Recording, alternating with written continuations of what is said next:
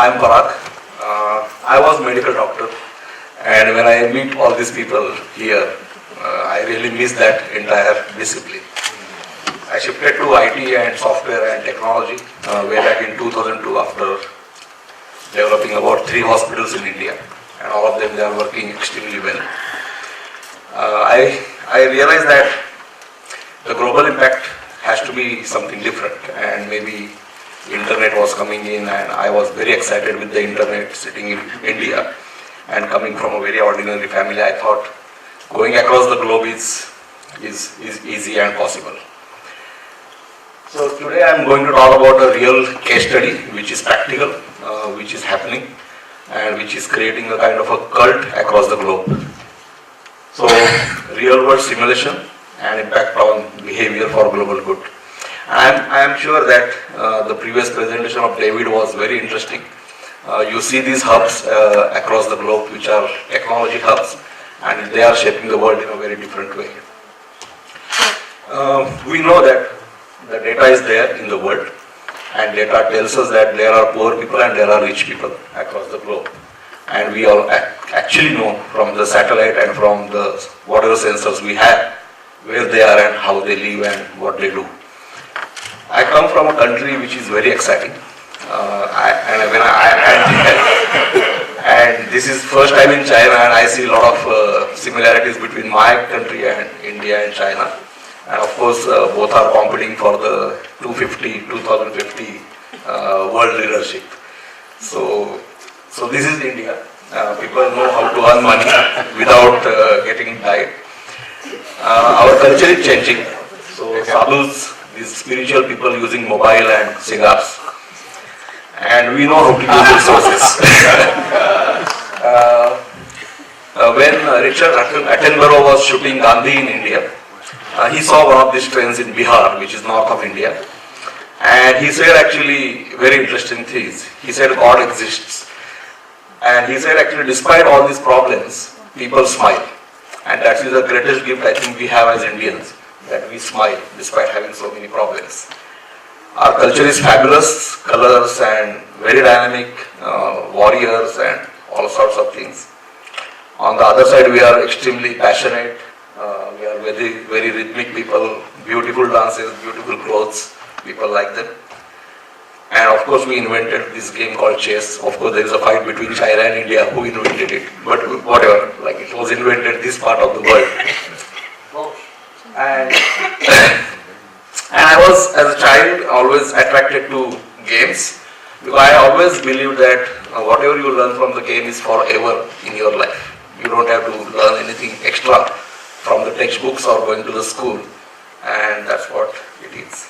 I also come from a land where Buddha was born, and you know Buddhism actually spread across the globe, of course very fast during the time when it was highly required. What Buddha said was, the world is full of sorrow. Although we feel that we are all happy, we know that we are all sad inside. The only way one can get out of this is getting empathetic, and the tool is empathy, of course, and the outcome is compassionate.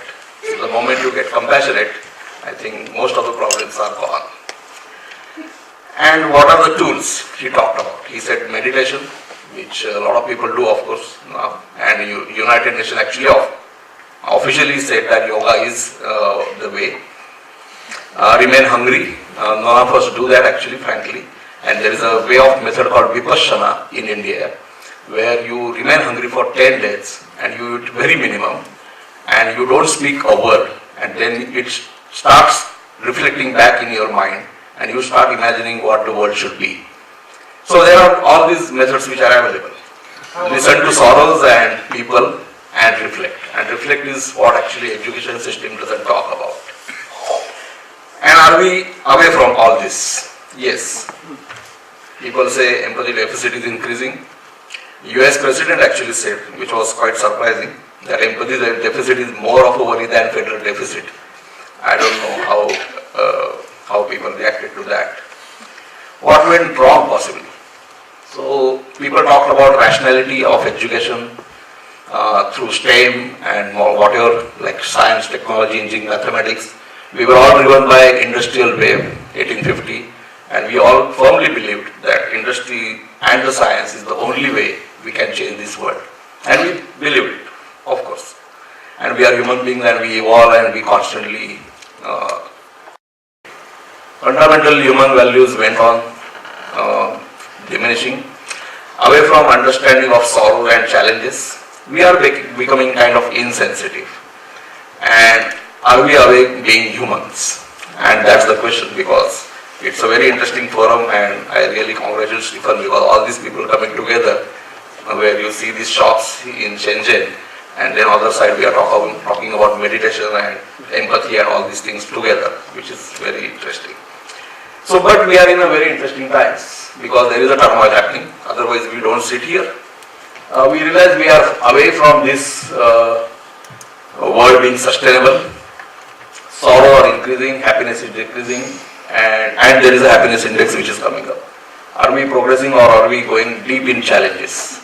And this is the question actually. I was sitting on the 11th floor of UNESCO just 2 weeks ago, and this is the view you get. And can we find solutions? I was just thinking, sitting there, that can we really find solutions in a place like this? Or should United Nations be in Rwanda and maybe Dharavi in Mumbai, right in the heart of the problems, Otherwise, we don't even see the problems. But yes, I am optimistic and I say that we can make this shift in a paradigm, as we know that we do it and we are engineers, social engineers. This actually statement struck me yesterday. I used to think the top global environmental problems were biodiversity loss, ecosystem collapse and climate change. I thought with 30 years of good science we could address those problems, but was wrong. The top environmental problems are selfishness, greed and apathy. And to deal with these we need different problems, different solutions. And this is from UNDP, a guy. Unfortunately, people who retire, they start making these statements. When they are writing the statement, they don't talk about it. So how to penetrate this system and how to make the systems open? Because I think we all know actually, and we all know these people anyway. And these are friends of us anyway. So I thought, as a doctor, because I come from a discipline which is highly empathetic, at least as if now, maybe 10% because everybody is less empathetic in the health system. I was talking to University of South Florida and they are developing a program of empathy for doctors. And they said that nurses are empathetic but doctors are not.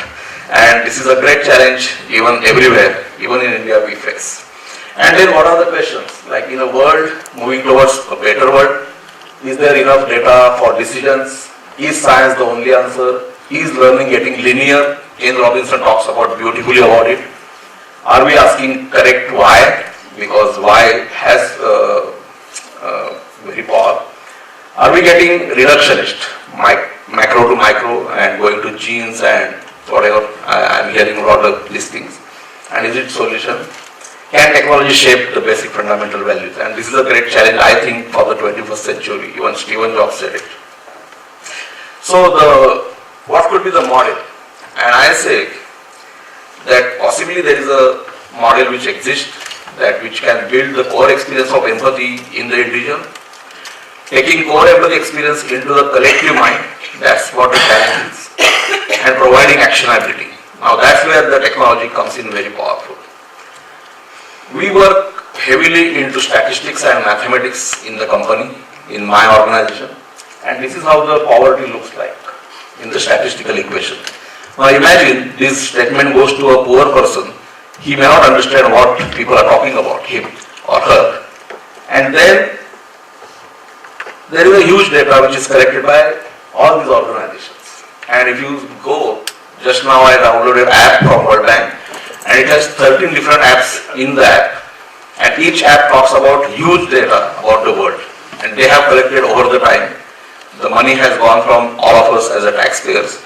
And these data exist in CSV formats and all these formats, and people are trying to make sense out of this data. And then of course I said World Bank, and then all these organizations like international organizations, Red Cross and Save the Children. All of us are talking good actually. Amnesty International, so many organizations. United Nations Sustainability, and then there are Sustainable Development Goals. And then this guy like Jimmy Wells, Wikipedia, another Ashokov fellow, the same family. And as David said, actually, where we are going, we just have a search engine and we don't know what to do with that. We had Twitter and the trends are Donald Trump and others. Yeah. And, and the Facebook is like an addiction. It's like a pill. So the technology is there, technology exists, but then how to use technology in a powerful way is a big, big challenge. These are the trends. Last night at 3 o'clock in the morning I was looking at Twitter and I was finding a word development or sustainable development goals somewhere and it doesn't exist. So the people are using technology, they are not using it meaningfully and they are going somewhere else rather than something else. So I think there is a big mystification around data. Although we have data, there is a big mystification which is happening. This is very simple graph and I was very struck with that because on the x-axis it's like people who think from next week to children's lifetime and on the y-axis it's like family and nation and world. And you see very few people doing that. Most of the people are thinking for next week. Now this is a great challenge and why it's happening is because something, I think, I'm not saying as a statement, but something is wrong in the education system. Something is wrong about us being more open to the world and realizing the real world. Something is wrong where nobody is teaching us what we are exactly and what we should do exactly. So context is missing.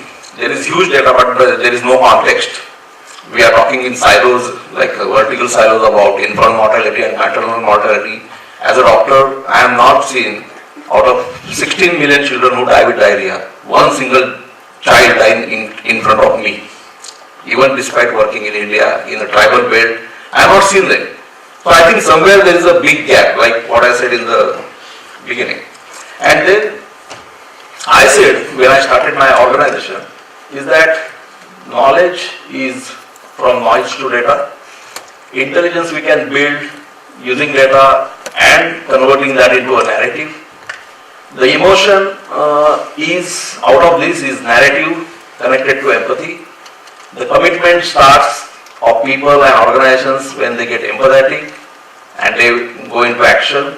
And transformation or change happens when action turns into world change. So I think there is a big connection to all these things and how to establish that.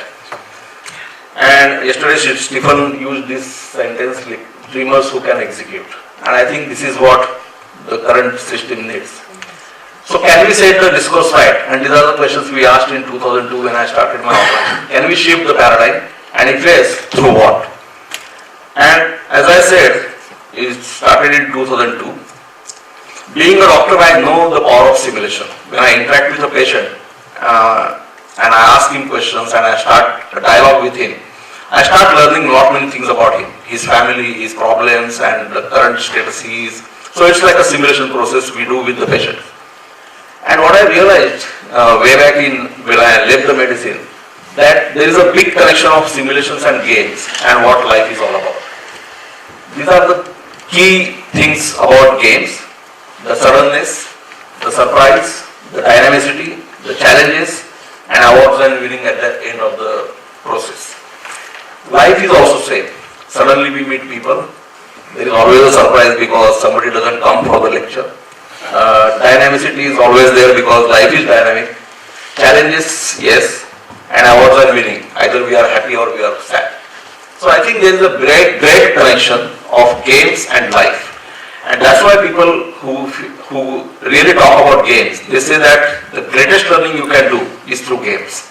And I firmly believe that, and I said, why not start a social gaming company? And today we are extremely successful as a social serious gaming company. And I see a lot of people visiting us. And people like him who represents Sport Foundation in India came to our office and was experiencing a game which is like an Indian village simulation game, which is first of its kind. And when I presented this game in World Bank, they said that there is nothing like that across the globe. And they said that they learned a lot in 6 hours of gameplay they did. He is a guy called Vijay Mahajan.